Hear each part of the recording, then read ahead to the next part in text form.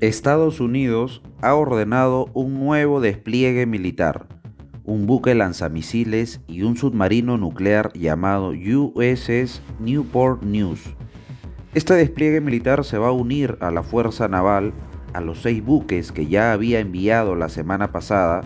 Toda la artillería estadounidense se encuentra cerca de las costas de Venezuela. Pero no van a bombardear a Venezuela y capturar directamente a Nicolás Maduro y a todos los jefes del cartel de los soles. Eso no va a ocurrir, gente. Al menos de momento no. Porque existe una normativa internacional y todo eso que le impide a Estados Unidos iniciar un ataque directo. Sin embargo, lo que está ocurriendo ahora mismo podría definir el futuro político de Venezuela y de toda la región. A ver, gente, voy a explicar de forma clara y sencilla esta tensión que hay entre Estados Unidos y Venezuela. Para entender esta tensión, primero hay que retroceder un poco. Desde hace años, Washington acusa al gobierno de Nicolás Maduro de estar vinculado al narcotráfico a través del llamado Cartel de los Soles. Hay que partir de ahí. ¿Qué es el Cartel de los Soles? El Cartel de los Soles es el nombre con el que se conoce a una red de narcotráfico vinculada a altos mandos de las Fuerzas Armadas de Venezuela. No se trata de un cartel clásico como los de México o Colombia, sino de una organización mucho más compleja, en el que se mezclan poder militar, político y corrupción. Primero, el origen del nombre, Cartel de los Soles, se remonta a los años 90. En esa época, algunos generales del ejército venezolano fueron acusados de participar en actividades de narcotráfico. La prensa empezó a referirse a ellos con esta expresión porque los generales llevan en sus charreteras el símbolo de 1 o 2 soles dorados, que representan su rango militar. Así, la expresión Cartel de los Soles aludía a los oficiales con esos soles en el uniforme que estarían implicados en el tráfico de drogas. Con el tiempo, la expresión dejó de ser solo un apodo periodístico y comenzó a usarse de manera general para describir a una supuesta red criminal integrada por militares de alto rango, políticos y empresarios acusados de permitir o incluso dirigir el tránsito a través de Venezuela. El país se convirtió en una ruta clave para el envío hacia Estados Unidos y Europa, debido a su posición geográfica y sus puertos.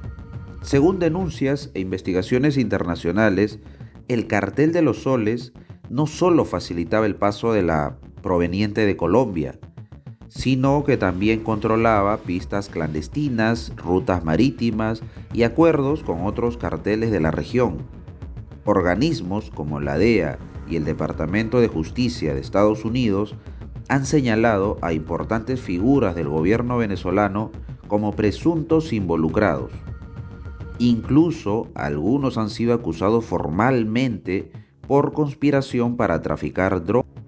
Estas acusaciones han generado tensiones diplomáticas y han aumentado la percepción de que el narcotráfico está profundamente ligado al poder político y militar en Venezuela. Sin embargo, dentro del propio país, el tema sigue siendo polémico. Para algunos, el Cartel de los Soles es una etiqueta creada por gobiernos extranjeros para desprestigiar al régimen venezolano. Para otros, es una realidad que explica por qué el narcotráfico logró instalarse con tanta fuerza en Venezuela. Lo cierto es que el término se ha mantenido por más de 3 décadas y hoy en día es sinónimo de la supuesta complicidad entre militares y narcotráfico en el país. Durante el segundo mandato de Donald Trump, esa narrativa se intensificó. Se impusieron sanciones, se designó a grupos como y se subió la presión sobre Caracas. Pero en 2025 el juego cambió de nivel. Trump anunció aranceles de hasta el 25% contra países que compraran petróleo venezolano. Ahora, ¿qué es el arancel? Sencillamente, el arancel es el impuesto que se aplica a los bienes que entran o salen de un país. A la par, Trump duplicó la recompensa por la captura de Maduro, de 15 a 50 millones de dólares, presentándolo a Maduro no solo como un dictador autoritario, sino como un narcotraficante internacional. Un mensaje claro: o caes por dentro o te caemos por fuera. Esta recompensa por Nicolás Maduro es incluso superior a la recompensa que dio Estados Unidos por la captura de Osama Bin Laden, que fue de 35 millones de dólares. Y eso que Osama Bin Laden fue el fundador del grupo que se bajó a las dos Torres Gemelas en 2001. La fiscal general de Estados Unidos, Pam Bondi, justificó el monto histórico por la captura de Maduro diciendo lo siguiente: es uno de los narcotraficantes más grandes del mundo y una amenaza para nuestra seguridad nacional. La respuesta de Maduro obviamente no se hizo esperar. Desde Caracas calificó estas acciones como un intento ilegal de cambio de régimen. Ordenó movilizar a más de 4,5 millones de milicianos, prohibió el uso de drones en el espacio aéreo venezolano y envió alrededor de 15.000 soldados a la frontera con Colombia.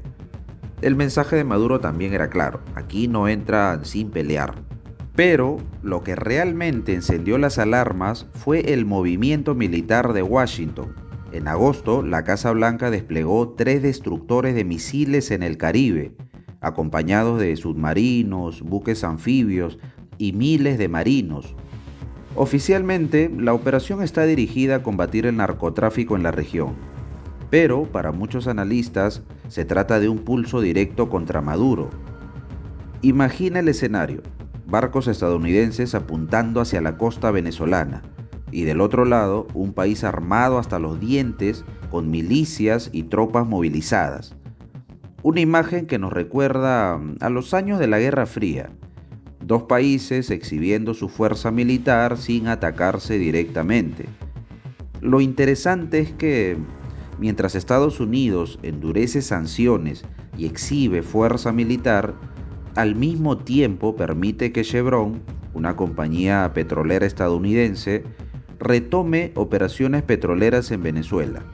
Contradicción, para algunos sí, para otros es parte de una estrategia calculada: presionar a Maduro, pero sin perder la llave del petróleo. En los países de la región, las reacciones han sido mixtas. Gobiernos como los de Cuba, Nicaragua y Bolivia, como era de esperar, denunciaron la maniobra como un acto de agresión imperialista. En contraste, otros países han optado por un silencio cauteloso, conscientes de que un conflicto abierto podría desestabilizar aún más a Sudamérica. Desde México, la postura fue directa: rechazo absoluto a cualquier intervención militar estadounidense. La presidenta de México, Claudia Sheinbaum, fue clara en su discurso con respecto a la intervención de Estados Unidos en Venezuela. Y para ver en qué posición se queda México en este juego geopolítico. Ya lo hicimos, ya nos posicionamos aquí en la mañanera y a través de la Secretaría de Relaciones Exteriores: no intervención. Nosotros estamos en contra de las intervenciones. Por Constitución, la política exterior de México dice claramente no al intervencionismo. A ver, gente, lo cierto es que todo indica que, al parecer, los días están contados para Maduro, quien se ha mantenido en el poder durante más de una década. Pero hoy cada vez más voces coinciden en que su permanencia podría estar llegando a su fin. Las tensiones internacionales, la presión interna y la crisis que vive el país parecen marcar el inicio de una etapa distinta. Además, el factor militar, históricamente clave en la permanencia del régimen, empieza a mostrar grietas. Los rumores de divisiones internas en la Fuerza Armada y el descontento de oficiales medios y bajos reflejan un posible quiebre en el sostén principal del poder.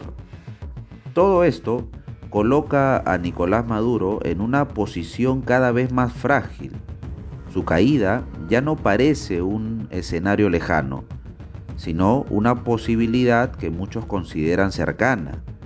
La historia demuestra, una vez más, que ningún régimen dura para siempre.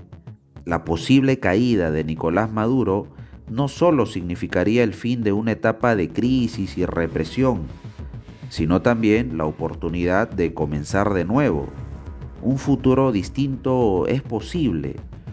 Un país donde los jóvenes no tengan que emigrar, donde las familias puedan vivir con dignidad. Bueno, gente, en resumen, cada vez Maduro está más acorralado. La presión externa, las grietas internas y la resistencia democrática parecen converger en un punto de inflexión. Pero el final de toda esta cuestión es cierto que no está garantizada todavía.